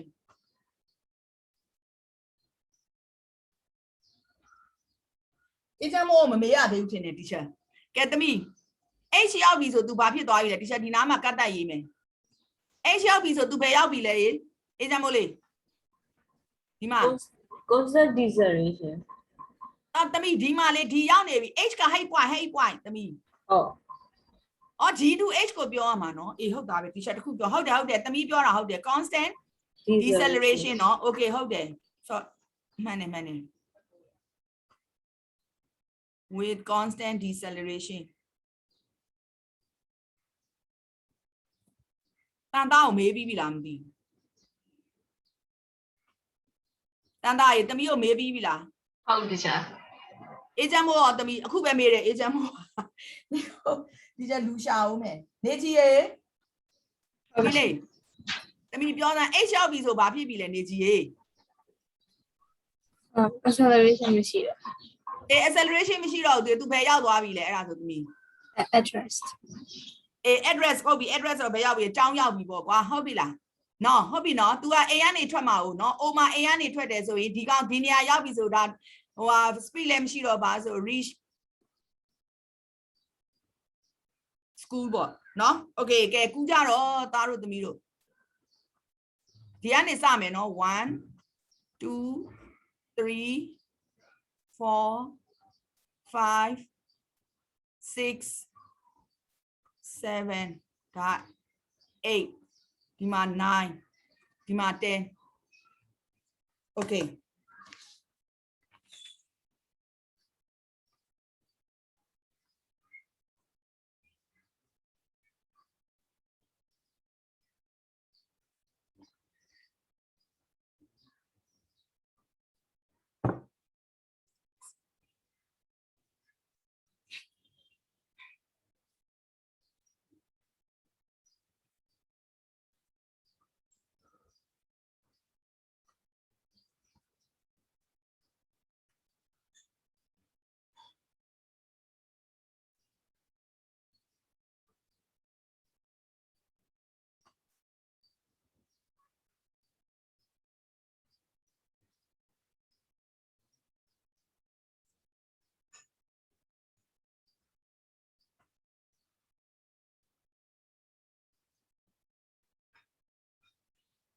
ဟိုဟာလေသမီးတို့ဟိုမျက်နှိုးနဲ့ဟိုဟာနဲ့ယွန်းနဲ့လေဒီချက်ကိုသမီးတို့ရဲ့ email လေးကိုဟို group မှာလေ group Viber မှာရိုက်ပြီးတင်ထားပေးပါသမီးတို့ရဲ့နော်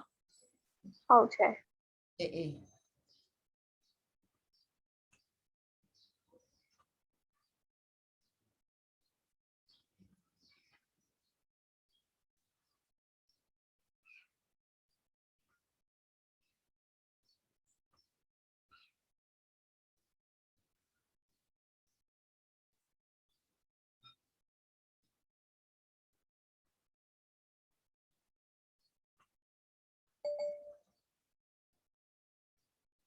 โอเค thank you မေမျက်နှိုးရေ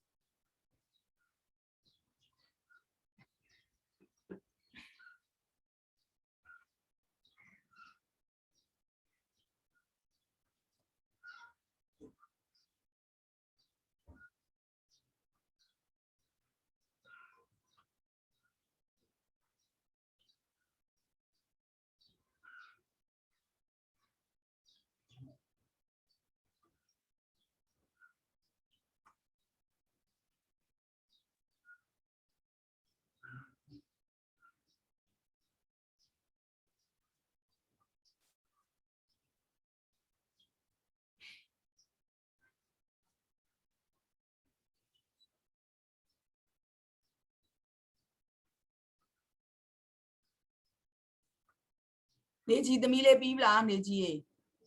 ပြီးပြီတင်တယ်အေဂျင့်မို့သမီး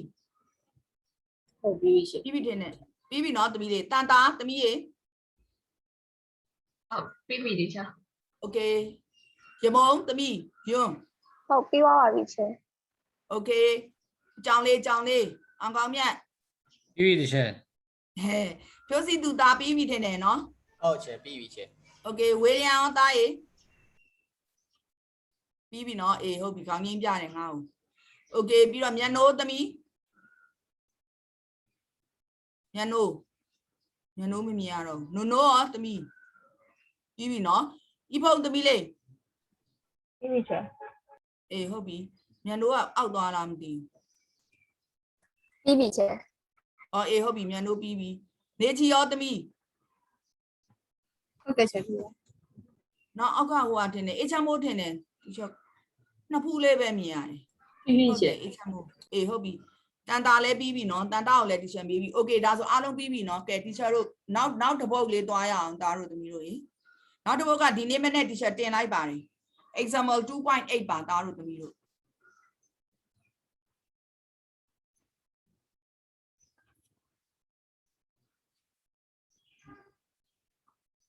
မနေ့တောင်မဟုတ်ပါဘူးနေ့လယ်တောင်ရောက်နေပြီထင်တယ်တီချာတင်တာโอเค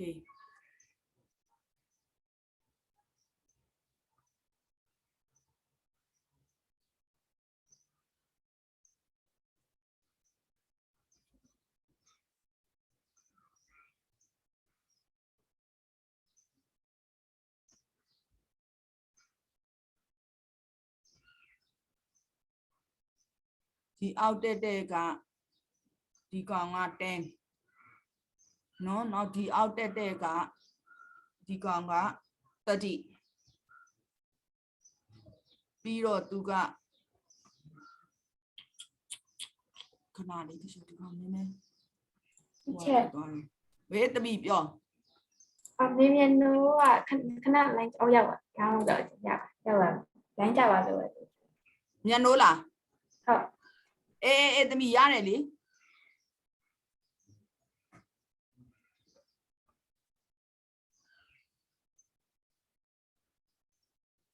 တော့ကျတော့ restaurant ကသွားမယ်နော်တမန် အေးသွားအဲ့ဆိုသွားဒါပြန်ရောက်လာရင်အတန်ပြုတ်လိုက် ဟုတ်ကဲ့ဗျာကျေးဇူးပါ 30 30ဒီမှာ40ဒီကောင်ကဘယ်လောက်ရှိလဲဆိုတော့42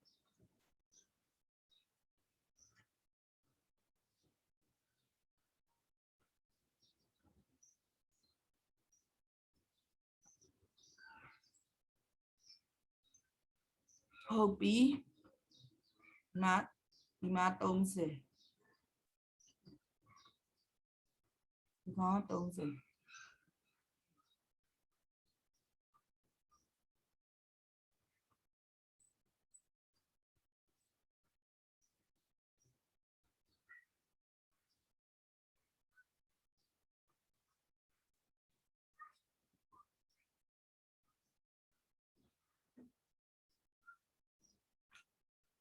ဒီချက်ဒီမှာဟိုကလုပ်ပြရမယ်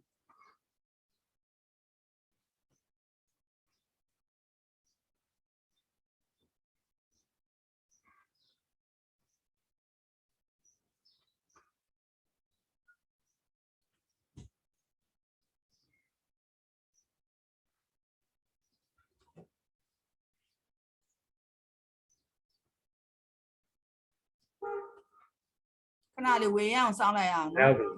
ရောက်လာပြီအေးဟုတ်ပြီသားတို့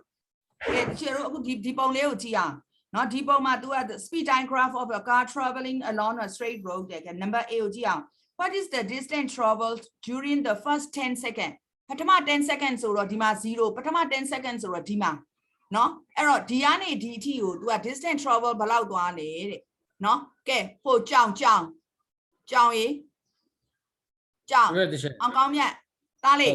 အခု teacher တို့ကဒီကနေပြီးတော့ဒီအထိကိုသွားတဲ့ distance travel ကိုလိုချင်တယ်အဲ့ဒါဆိုရင်ခုန teacher သင်ခဲ့တဲ့ area under the graph နဲ့ရှာရမယ်တာเนาะအဲ့တော့ဒီကောင်ကဘာပုံဖြစ်နေလဲ တွေ့ကံပုံဖြစ်နေ ဟမ်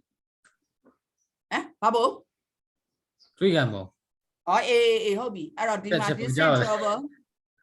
ကြားပါတယ်ရှင့်เนาะအဲ့တော့ distance travel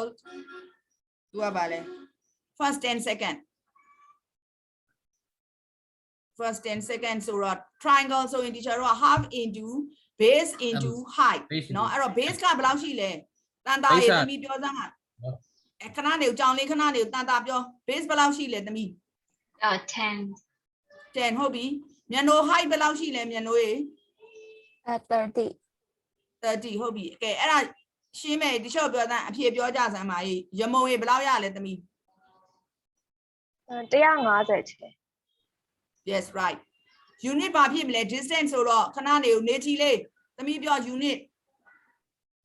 meter right မှန်နေ okay ဟုတ်ပြီနံပါတ် B ကိုဒီ what is the total distance travel total distance travel ဆိုဒီကနေစပြီးတော့ဒီလိုသွားမယ်ဒီလိုသွားမယ် heady အထိဆို heady ကောင်ကြီးတစ်ခုလုံးအဲ့ဒါဆို e ဖုန်းလေးသမီးအဲ့ဒါဘာပုံဖြစ်နေလဲသမီးရေ BCM အေးဟုတ်တယ်အဲ့တော့ total distance travel ကိုယူမယ်ဆိုရင်နိုးရေဒီချက်ပုံတင်ပြီးပြောသမီး 1/2 into a plus b into h ဟုတ်ပြီ a plus b into h height ဟုတ်ပြီ okay ကဲကြော့ရေ a တန်မိုးပြောပါသမီးကြော့ရေကြော့ ကြောက်မရှိဘူး ကြော့မရှိဘူးအော်လိုင်းကြော့သွားပြီအော်အေးဟုတ်ပြီတန်တာသမီးပြောတန်တာ a တန်မိုးဘယ်လောက်ယူမလဲ 40 42 40သမီး 42 a ကဒီကနေဒီထိနော်ဘယ်လောက်လဲသမီးလေ 42 42 right ဟုတ်ပြီကဲဝီလျံ b တန်မိုးပြောတာ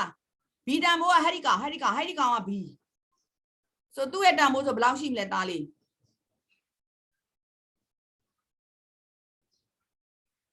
အော် ဒီ မို ကောင် င်း ကြ ကြီး ည့်တာ တက်သေးခင်ဗျာ30 30မဟုတ်သားလေးဒီမှာကျန်ဒီအဆုံးက30ဒီအစကဘယ်လောက်လဲဒီမှာ here 10တွေ့လားသားဟုတ်တယ်နော်အဲ့ဒါဆိုဒီချာတို့ကဒီတက်တိတဲ့ကနေ10ကိုနှုတ်ပေးရမယ်နော်သားအဲ့ဒါဆို20ဟုတ်လားဝီလျံဟုတ်ပြီနော် okay h ကနေခဏလေးရမုံသမီး h ကိုပြောစမ်းသမီးလေးဘယ်လောက်လဲ 30ချေ30 30ဟုတ်ပြီကဲအဲ့ဒါကိုရှင်းပါဟေ့ယူရို calculator ကင်ကြစမ်းပါကွာခင်မိတော့ခလေးများ calculator ကင်ကွာ 12600 yeah 9 to 600 1260 1260တဲ့အဲ့ဒါဘယ်သူပြောတာပါလဲတီရှာမမြင်ရအောင် ဘေးမြန်လို့ အဲ့ဘယ်သူဖြေလဲပြို့ အော်မဟုတ်ချေအပေါင်းနဲ့မဟုတ်အပေါင်းနဲ့အမြောင်းနဲ့မှားလို့တာ 930မဟုတ်လား 930 yeah ကိုရ အပြေး 30 ပြောရတယ် အေးဟုတ်တယ်930မှန်တယ်ပြောစီသူ unit ပြော meter right meter okay ဟုတ်ပါပြီကဲနံပါတ် C ကိုကြည့် what is the time taken for the whole journey ခရီးစဉ်တစ်ခုလုံးအတွက်ကိုတဲ့အချိန်ဘယ်လောက်ယူရလဲတဲ့နေကြီးလေးသမီးလေးပြောစမ်းပါဒီကနေစာပြီး तू ကဒီလိုသွားမယ်အဲ့တော့အချိန်ဘယ်လောက်ယူရလဲ 32 second 42 seconds အေးမှန်တယ်အမလီ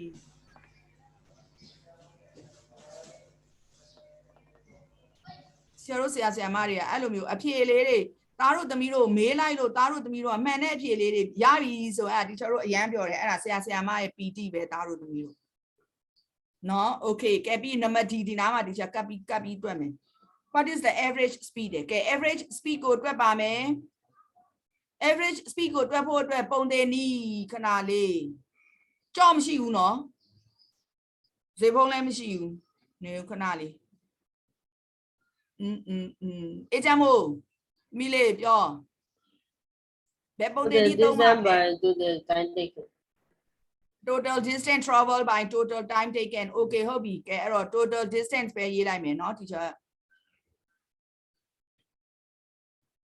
ဟုတ်ပြီဒီကောင်က total time okay total distance ကဘယ်ဟာယူမှာလဲဒါကိုယူမှာလားဖြိုးစီသူ 930 ဟုတ်ပြီ total time taken ကတော့ဒီမှာတည်ပြီးသား42ပဲစားပေးကြပါဘယ်လောက်ရပါမလဲ calculator သုံး ချ calculator နဲ့ချ calculator သုံးတော့လာပြီးတော့အခု IGCSE ကျောင်းသားဖြစ်နေပြီမြန်မာလိုချပြီးတော့သုံးမနေနဲ့ calculator ချက်တက်တက်မနဲ့ထွက်တယ် ဟုတ်တယ်သမီး 1 decimal place yes 22.1 right 22.1 เนาะ speed ဖြစ်တဲ့အတွက်ကြောင့် teacher တို့ဒီမှာ meter per second okay ကူတော့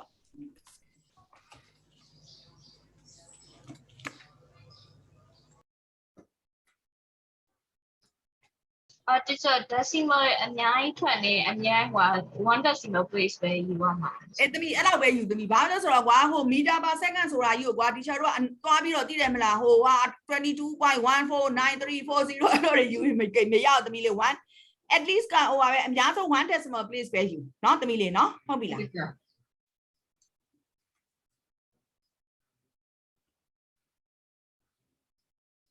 အချိန်ကလည်းမြန်လိုက်တာ2:51တောင်ဖြစ်နေအ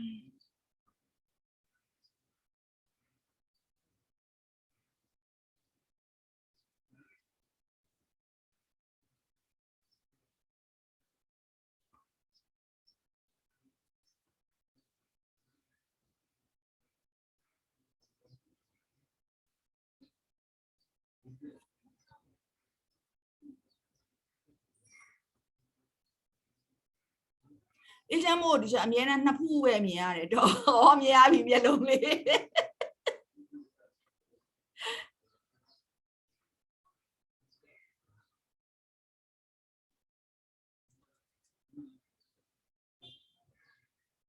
အောင်ကောင်းမြတ်ကတော့ငါ့ကိုကြောင်ပုံပဲပြထားတယ်နော်ယေရှုရှင်ဖြိုးစီသူကရှိတယ်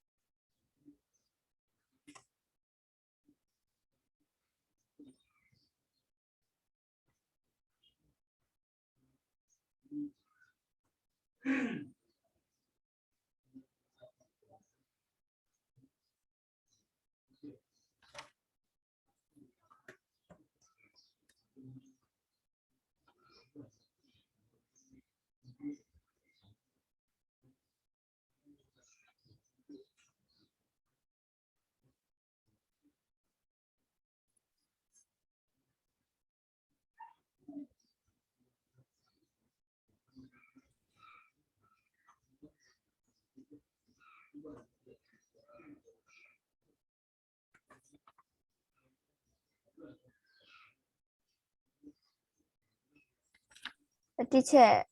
distance travel လေ total distance travel ရှာလေ a plus b လေ fb က30ရ30ကိုနှုတ်တာမလားချင်းဟုတ်တယ်သမီးဟုတ်တယ်ဒီကောင်20ရတာဟုတ်လားသမီး20ရတာဆိုဟုတ်တယ်သမီးဒီဒါဒီ length ကိုရှာတာဟုတ်သမီးအဲ့တော့ဒီ length ကဒီဘက်မှာဆုံးတာ30ဒီမှာတွေ့လားသမီးလေးဒီဘက်မှာ10ရစတယ်အဲ့ဒါကြောင့် teacher ကနှုတ်လိုက်တာအဲ့ဒါဆိုဒီမှာ30အနှုတ်30ဆို20လေးသမီးလေးဟုတ်ပြီလားဟုတ်ကဲ့ဟုတ်နော်အေးဖြိုးစီသူပြီးပြီ okay နေကြည့်ပြီးပြီနော် okay teacher ကြည့်နေတာဒီကနေပုံကနေနောက်သူလည်းဒီမှာနောက်တစ်ယောက်အေချမ်းမိုးလေးပြီးပြီအသားပြီးနော်သူလဲကြောင်းလားကြောင်းကလည်းငါကလည်းကြောင်းကိုမေးတော့မမေးရသေးကြောင်းကအရင်ဆုံးငါ့ကိုပြောနေတယ်မျက်နှိုးပြီးပြီလားသမီးလေးဟုတ်တယ် okay ကြောင်းကပြီးပြီဟုတ်ပြီနေချီလဲပြီးပြီနော်သမီးနိုးလဲပြီးပြီနိုးလဲပြီးပြီဤဖုံးလဲပြီးပြီဝေရန်ပြီးပြီနော်သားလေးရမုံလဲပြီးပြီ okay ကဲအဲ့ဆိုတို့တွေအခုဒါပြီးပြီသားတို့သမီးတို့နော်ပြီးတဲ့ခါကျတော့ teacher တို့ကဘယ်တဲကပုံစာတွေကိုတွက်မလဲဆိုတော့ကဘာလုံးအဝါရောင်စာအုပ်ကြီးနော်အဝါရောင်စာအုပ်ကြီးကဘာလုံးစာအုပ်ကြီးအဲ့ဒီတဲကတွက်ပါမယ်အဲ့တော့သားတို့သမီးတို့ကလေအဲ့ဒီစာအုပ်ကလေ teacher ကလေဒီတဲကလည်းတွက်မယ်ပြီးဟိုဆရာကောင်းပေးထားတာနောက်တစ်ခုရှိသေးတယ်နော်ဟိုဟာဗာလဲ Excel ပဲနော်အဲ့ဒီကောင်ကဘာတူလဲဆိုတော့ nick လေ nick အဲ့ကောင်အဲ့တဲကစာအုပ်ထဲကဟာလေ teacher တွက်မယ်အဲ့တော့သားတို့သမီးတို့ကလေဒီလိုလုပ် ဒီဥမာအဝါရောင်အစတက်ပြီဆိုရင်အဝါရောင်ဒီချာတို့အကုန်လုံးပြီးအောင်တွက်မှာကွာအဲ့ဒါဆိုဒီမှာ chapter question ဆိုပြီးတော့မေးခွန်းကူးစရာမလိုဘူးเนาะသားတို့သမီးတို့မှာ text စီတာဒီအနောက်မှာ author နာမည်ကိုရေးထားလိုက်နှုံးဝင်ဘယ်ဟာတွေမှသားတို့သမီးတို့နောက်ပြန်ကြည့်ရင်သိမှာမဟုတ်ဘူး BRIAN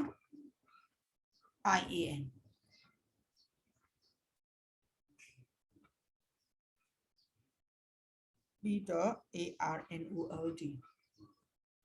နော်အဲ့လိုလေးရေးထားလိုက်အဲ့ဒါဆိုဒါသားတို့သမီးတို့ပြန်ကြည့်ပြီဆိုအော်ဒါဒီအဝါရောင်ကဘာလုံးရေးရလားဆိုတာပြီးပြီနော်နှုံးမို့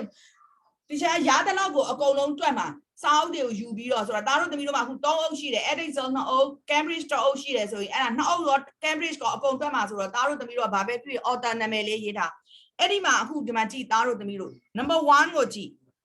page number 15မှာနော်အဝါရောင်စာအုပ်ကြည့်မှာ a sprinter runs 100 meters in 12.5 seconds calculate the speed in meter per second I think it is very easy to calculate နော်အရင်လွယ်တယ်နော် you know distance and you know time taken so you can calculate speed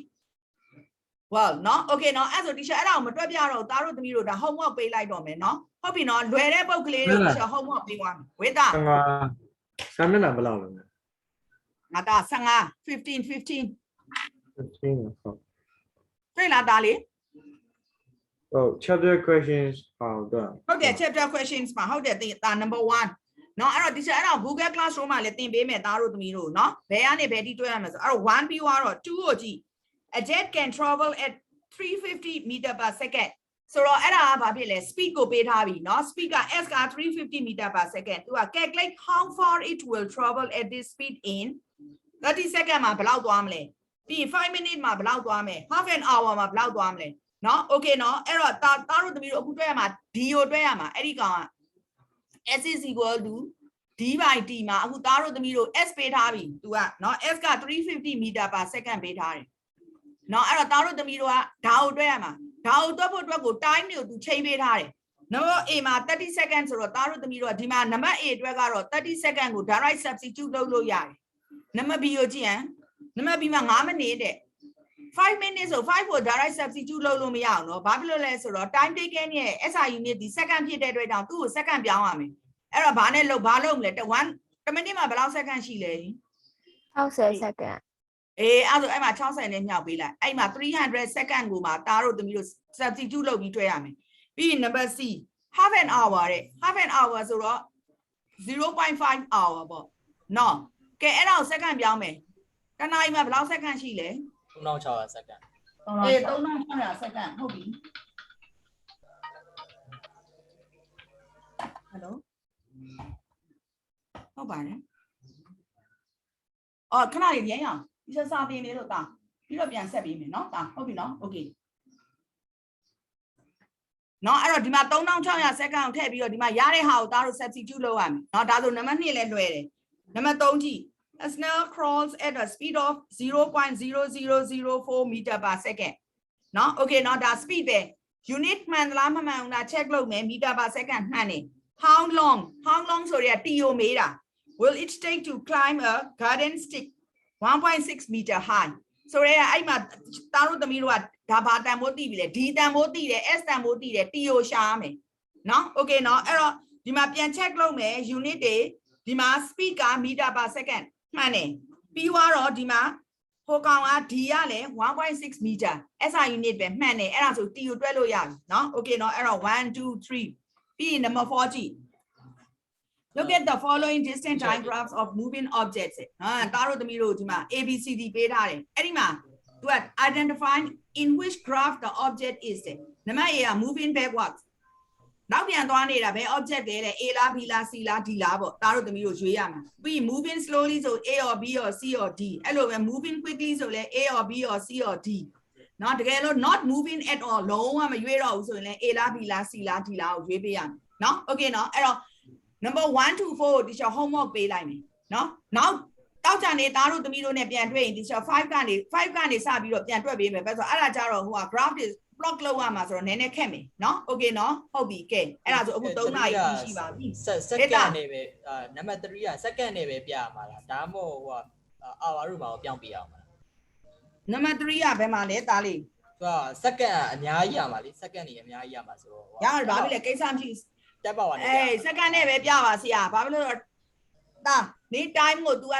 time taken ရဲ့ဟိုက SR unit ဒီ second ဖြစ်တဲ့အတွက်ကြောင့် second နဲ့ပဲဒါပြသားလေးနော်အဲ့တော့ဒါဒီလိုမချိန်တတ်ဘူးလားနှစ်ချမ်း teacher ပြောပြမယ်ဒီလိုမျိုးဥပမာပြနေအဲ့ဒါငါနင်တို့ prefix တင်ပေးထားတယ်လေဟေး တင်ပေးတည်ရလေမို့တက်ပါပါနဲ့ပြရမှာလားလို့ အေးပြရတယ်တာ10ပါဝါနဲ့ပြရတယ်နော်တာ okay ဟုတ်ပြီနော် okay ကဲအဲ့ဒါဆိုရင်အဲ့ဒါကို teacher Google Classroom မှာသင်ပေးပါမယ်တောက်ကြနေကြလို့ရှိရင် teacher နဲ့သားတို့သမီးတို့နဲ့ 11:30 မှာတွေ့ပါမယ်နော် okay နော်ကဲ bye bye happy သတင်းချုပ်ပါသားတို့သမီးတို့